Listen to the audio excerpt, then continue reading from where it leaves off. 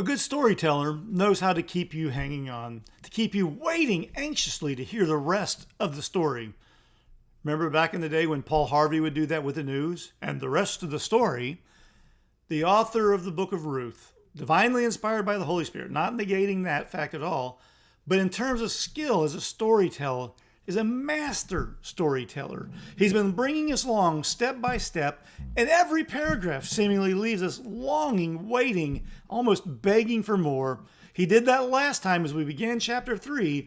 Naomi has hatched a plan to find a husband for Ruth, and Ruth obeys, follows through, agrees, knowing that she can trust Naomi to do what's right for both of them. This morning, we now look at the next part of chapter 3 as we wait to see how this scene, this bizarre mating ritual, if you will, this bizarre engagement cycle, so contrary to our own modern culture, how does it unfold, and will finally a man in the book of Ruth rise up and do what's right? So let's begin now in chapter 3, verse 6. So, she, being Ruth, went down to the threshing floor and did just as her mother-in-law had commanded her. And when Boaz had eaten and drunk, and his heart was merry, he went to lie down at the end of a heap of grain. Then she came softly and uncovered his feet and lay down. At midnight the man was startled, and he turned over, and behold, a woman lay at his feet. He said, "Who are you?" And she answered, "I am your Ruth, your servant. Spread your wings over your servant, for you are a redeemer." And he said, "May you be blessed by the Lord, my daughter. You have made this last kindness greater than the first, in that you have not gone after young men, whether poor or rich. And now, my daughter, do not fear. I will do for you all that you ask, for all my fellow townsmen know that you are a worthy woman. And now it is true that I am a redeemer. Yet there is a redeemer nearer than I. Remain tonight, and in the morning, if he will redeem you, good, let him do it. If he is not willing to redeem you, then, as the Lord lives, I will redeem you. Lie down until the morning." And so Naomi has told Ruth to go down to the threshing floor tonight at the end of the harvest, wait till Boaz has eaten, wait till he's laid down and go to sleep, go, lie down at his feet, and he'll tell you what to do. So Ruth cleaned up, she put on her perfume, she followed the directions explicitly. In fact, when we look at verse 6, we notice now that it was not just a suggestion, hey, you ought to try this. It was a commandment. And Ruth acted obediently. She went down to the threshing floor, and she did just, i.e., to the T, as her mother-in-law had commanded her. So she went, and when Boaz had eaten and he drunk, he's not drunk as in fallen down drunk, he's eaten, he's had all his drink, his wine for the evening. His heart was merry. He's not falling down sloppy drunk. He's happy. He's joyful. He went to lie down at the end of the heap of grain. It's been a long day. He's had his meal. He's ready for a good night's sleep. Ruth, following the direction of Naomi, observed where he lay down. Then she came softly and she uncovered his feet and lay down. Again, she's not crawling into bed up next to him. She's lying at his feet, trusting him. At midnight, so it's well past night, it's dark, it's the middle of the night, the man was startled and he turned over. Something woke him up. And behold, I love the understatement of verse 8, and behold, a woman lay at his feet. Now, many of my 18-year-old male students, after they get their minds out of the gutter a little bit, giggle profusely at this image of the man waking up, and voila, just like he'd been dreaming, there's a woman laying at his feet. But notice the cool, calm composure of Boaz as he thinks about how to respond to this situation. He asks, presumably in hushed tones, "Who are you?" It's dark, he can't see. And she answered, "I'm Ruth, your servant." It's not that he can't recognize her, it's that he can't see her. It's nighttime. Here comes the request.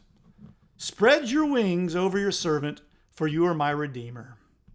Don't think of the imagery of God spreading his wings over us to protect us like a mother hen. It's a different image now. This image you can find elsewhere, for example, like in the book of Ezekiel. The image that she's asking for, the thing that she wants him to do, is lift up his blanket and place it over her. In other words, in essence, she's proposing to him. I'm here. I want you to marry me. I want you to bring me into the marital bed. Spread your wings. Protect me. Provide for me, your servant, for you are a redeemer. Now notice she doesn't say you're my redeemer. She doesn't say you're the redeemer. You're a redeemer. That's borrowing from the Old Testament language in Deuteronomy, possibly, and Leviticus. You are one of the people in our family designated to take care of us the rest of our lives. But she doesn't want merely him to buy the property and protect them. This is, in essence, a marriage proposal from Ruth to him. And he picks up on that and acknowledges it quickly. You are a redeemer. And he responds, he understands what's being requested. May you be blessed by the Lord. He's already prayed prayers of blessing on her before in chapter 2. Here's another one. May you be blessed by the Lord, my daughter. You have made this last kindness. He doesn't see her as being forward or inappropriate. He doesn't think it's some sort of sick sexual, overtures underneath all this. He says, in fact, this is a kindness. And this last kindness has been greater than the first. What is it specifically? He says, you've not gone after the young men, whether rich or poor. You didn't go after the good-looking guys. You didn't go after the others. You came to me. He's humble. Perhaps he's a little bit flattered that of all the men in the village of Bethlehem, she came to him. And so he says to her in response to all that in verse 11, so now, my daughter, do not fear. Now, at this point in the story, I'm pretty sure we could be confident Ruth didn't feel much fear. But again, it's him trying to be comfort to her. Now, my daughter, do not fear. I'll do for you what you ask. You've asked me to marry you. I'll do that. For all my fellow townsmen know that you're a worthy woman. Everybody in the city knows of Ruth. They know the situation. And now he's acknowledging that they see her as a worthy woman. Remember chapter 2, verse 1 introduced us to him as a worthy man. And now he's agreeing, if need be, to marry a worthy woman, an honorable, noble person. And now it is true, he says in verse 12, that I am a redeemer. I am in your family line. Yet, here's that cliffhanging moment being drug out a little longer. There is a redeemer nearer than I. In other words, he is such a noble character. He could do this and no one would know. But he says, no, there's a redeemer nearer than I. Somebody higher up in the family tree. Somebody of greater importance in the family structure. I've got to talk to him. Remain tonight. Stay, he says. Don't try to go home at night in the dark. It's dangerous out there. Remain tonight and in the morning. If he will redeem you, good. I'm going to make him take care of this. Let him do it. But if not, if he's not willing to redeem you, then, as the Lord lives, he's taking a covenant. He's pronouncing a vow. Then, as the Lord lives, I will redeem you. I'll marry you. I'll take care of you. You'll find that rest that we found mentioned way back in verse 1 of this chapter. I'll do it, he says. In the meantime, lie down until the morning. Stay here, be safe, and I'll take care of you in the morning. And so we have many, many images here in the story of Ruth of Boaz, worthy man, loving, caring, willing to do what's necessary to take care of her. And as you're reading the story, he is the first worthy man in the book. Even the other Redeemer that we're about to be introduced to in chapter 4, he is the closest, the nearest relative who is a kinsman redeemer. And yet he knows they're there and he's not fulfilled his duty.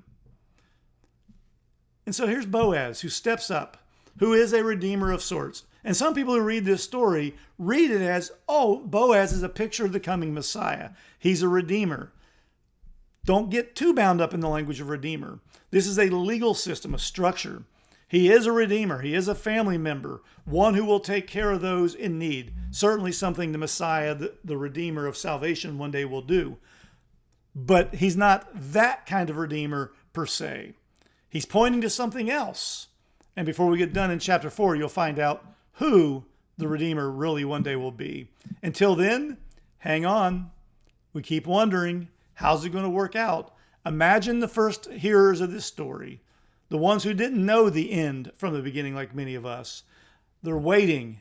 Now imagine the storyteller says, wait, come back next Tuesday and we'll find out the rest of the story.